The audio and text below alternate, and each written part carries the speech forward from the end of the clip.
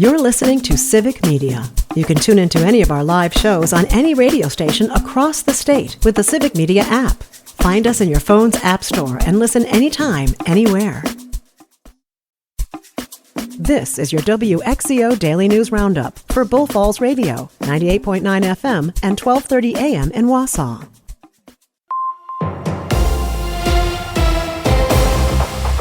For WXCO News, I'm Isabella Nieto.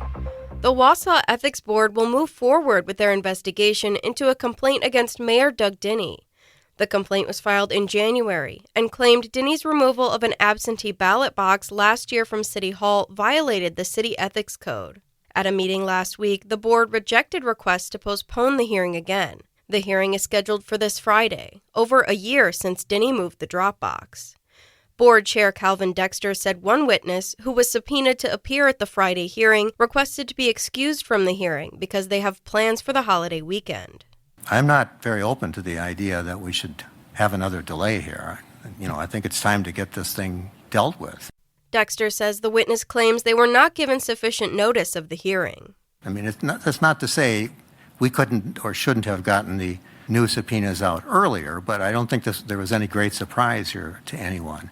Special Counsel Eric Larson confirmed that the mayor's attorney and an attorney who represents city employees scheduled depositions for City Attorney Ann Jacobson and City Clerk Caitlin Bernardi regarding the complaint.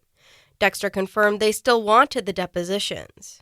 The board appreciates those attorneys proceeding in good faith to accomplish the depositions at long last. Both Jacobson and Bernardi had previously refused to sit for depositions due to an ongoing criminal investigation into the ballot box removal by the Wisconsin Department of Justice. The depositions were scheduled for yesterday. The board also confirmed the list and order of witnesses that will appear on Friday, including Wausau Police Chief Matt Barnes and City Council President Lisa Rasmussen.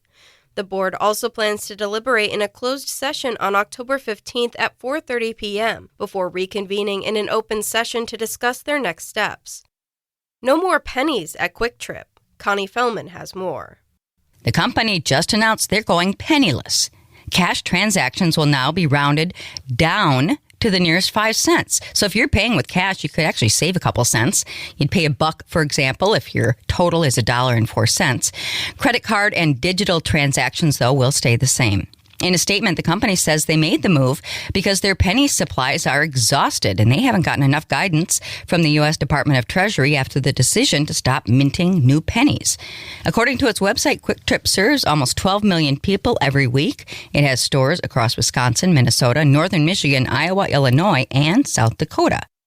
Wisconsin Governor Tony Evers signed a bipartisan bill into law on Friday in an effort to crack down on the potential misuse of artificial intelligence.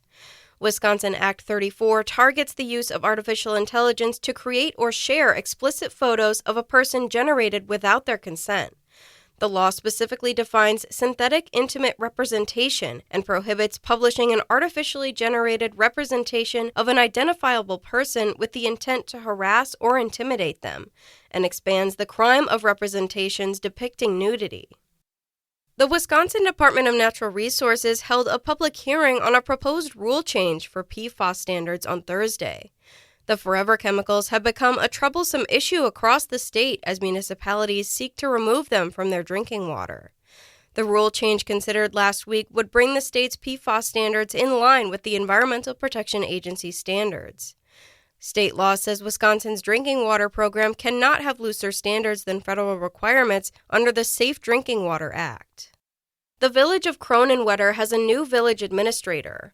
According to a statement, Shawano County Administrative Coordinator James Davell accepted an offer last week to take on the village administrator role. Davell served in the Shawano County administrative role since 2021. Previously, Davell served as the county's emergency management coordinator for 3 years and for 30 years in the U.S. Army. The National Alliance on Mental Illness Northwoods is hosting the Healing Minds Art Show this week. Starting on Thursday at 2202 Grand Avenue in Wausau, the organization is hosting community art projects and exhibits. Food trucks will be available and the event is free to attend. The event is from 11 a.m. to 8 p.m. and runs from Thursday to Saturday, which will feature a book signing with Cody Green, the author of Minds Over Meetings, a personal perspective on wellness in the workplace. He is a mental health advocate, motivational speaker, and content creator, and serves as vice president of the board of directors of NAMI Wisconsin. The Marathon County Humane Society is holding 2 low-cost vaccination clinics in October. On Saturday, veterinarian Dr. Jennifer Prince from the Wausau Mobile Pet Hospital will provide and administer vaccines for cats and dogs, including rabies vaccines. Dog owners will also be able to have their furry friends vaccinated against Lyme disease, leptospirosis, and kennel cough. Appointments are required and can be made by calling 715-573-8680. Payment in cash only. For information on prices, visit catsanddogs.org under the Events tab. Another clinic will be held on October 21st. I'm Isabella Nieto for WXCO News. Another Brewers comeback. Hi, I'm Mike Clemens with sports. Baseball. The Brewers with a 7-3 win over the Cubs last night in Milwaukee. The Crew now up 2-0 in the best-of-5 series, which now moves to Chicago tomorrow afternoon, just after 4 o'clock. Manager Pat Murphy. How does this team have the best record in baseball? Then nobody predicted they'd be over 500, and then we have all the injuries.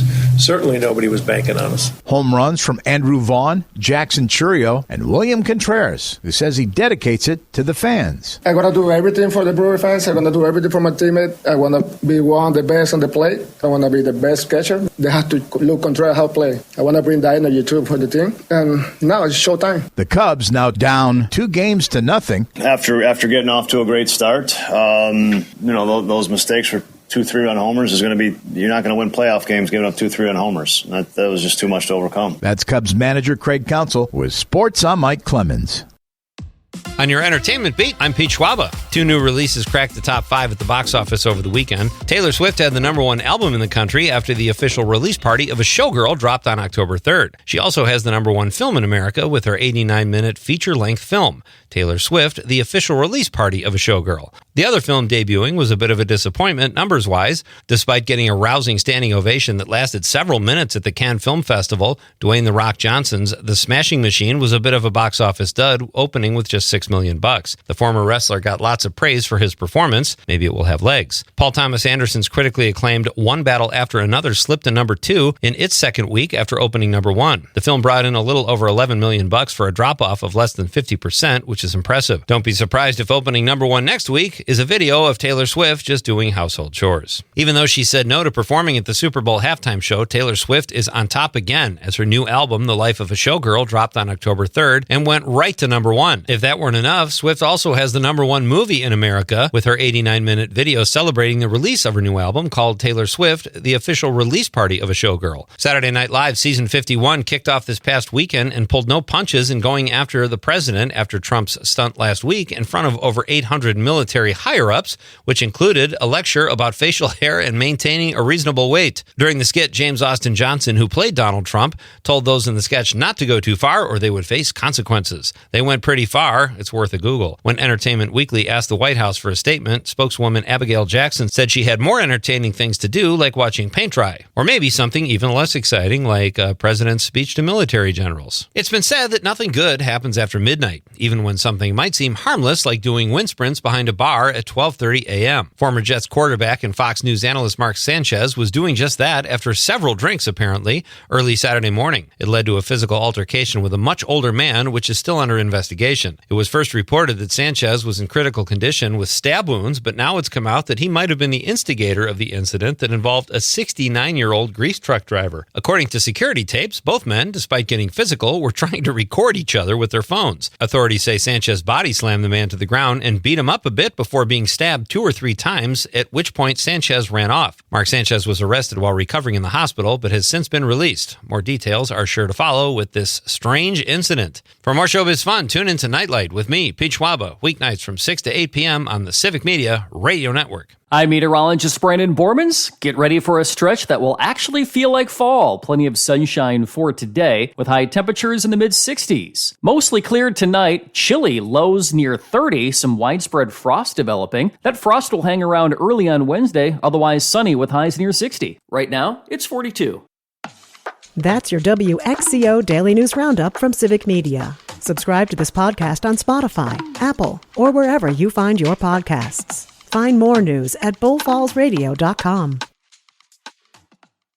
The national news cycle never stops, but it can be hard to find news about your local community. Civic Media is dedicated to providing quality local and state news coverage across Wisconsin. With the Civic Media app, you can get notifications about local stories that matter to you and your community. Find the free Civic Media app in your phone's app store and choose notifications from the menu to tell us what kind of news you want to hear about.